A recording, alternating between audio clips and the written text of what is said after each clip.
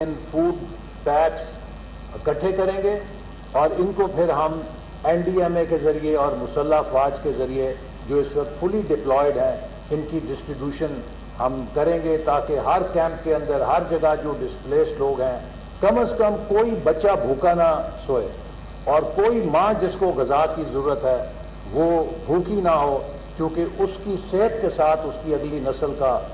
صحت کا بھی سوال ہے۔ تو یہ آج کے پیس ڈے کے حوالے سے ایک بہت بڑا میسج ہے جس کو اگر ہم اپنا لیں، اور پاکستان کا یوتھ، میں سمجھتا ہوں کہ یہ 10 دن تو بہت زیادہ ہیں،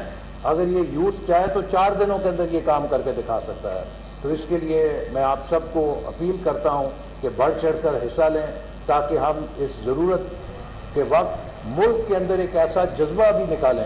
دیکھیے مشکل آتی ہے، ابتلا آتی ہے، لیکن اس میں ایک اپرچونٹی بھی ہوتی ہے کہ اگر ہم میں یہ اعتماد پیدا ہو جائے کہ ہم نے اپنے پیروں پہ کھڑا ہو کر خود کو دوبارہ تعمیر کرنا ہے، جیسے 2005 میں کیا تھا، 2010 میں کیا تھا، تو ہم اس کرائسس میں سے اپرچونٹی بھی تلاش کر سکتے ہیں، ہمیں خود اعتمادی آئے گی اور ہم پوری قوم کو یکجا کرنے میں بھی کامیاب ہو سکتے ہیں۔ اور آخر میں پھر یہ بات کہوں گا کہ ایک حدیث ہے کہ جس میں نبی کریم صلی اللہ علیہ وسلم سے صحابہ موجود تھے، تو صحابہ سے آپ صلی اللہ علیہ وسلم نے پوچھا کہ کیا میں تمہیں ایسا عمل نہ بتاؤں